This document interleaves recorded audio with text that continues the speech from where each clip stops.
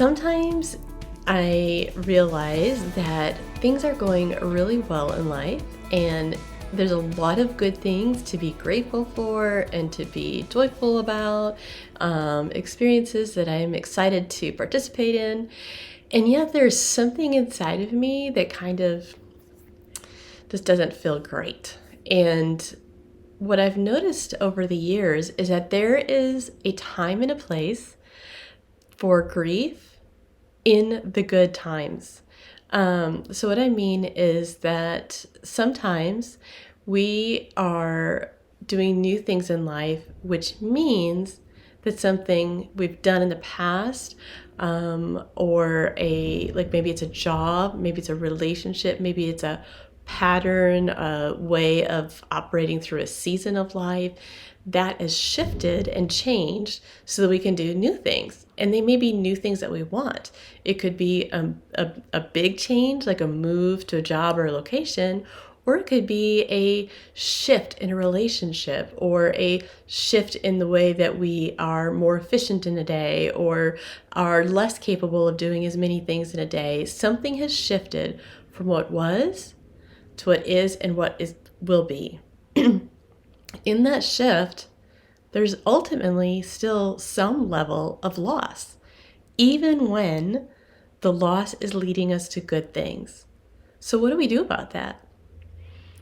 I think a lot of us would want to shove that away and say, oh, there is no reason for me to have any sadness, no tears, move on. This is a new season. Forget the past. I'm moving forward, and that's all I want to think about. And there's a lot of really great things that come about when we see things in the future and we set our sights on things that are ahead of us and moving forward, right? And yet at the same time, there is space. We need to have some space to just allow that feeling of sadness to have a place to go, to come out, to go. When it's there, denying it doesn't make it go away.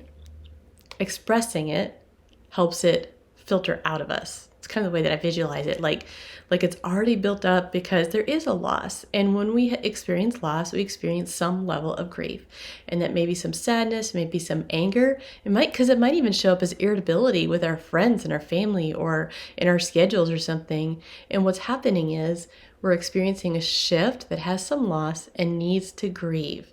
And that grieving process doesn't mean that we're going to get stuck. It might be as simple as, wow, I feel a little sadness about this today.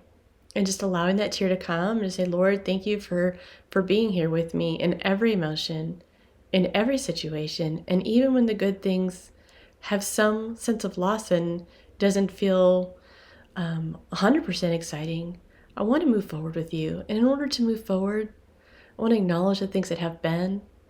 And maybe I can even look back on those things with little sadness that there's a loss, but gratefulness for what I had and what was there, or lessons that I learned during that time frame, Lord. Help me to look back with remembrance and gratitude, to look forward with hope because of who you are and because your presence is with me. And thank you for allowing us to grieve even in the good things. I hope that's helpful for you today. If that's you, I'd love to hear your story, just the things that you're excited about and maybe the thing that you're grieving, even in the midst of the excitement. Take care, friends.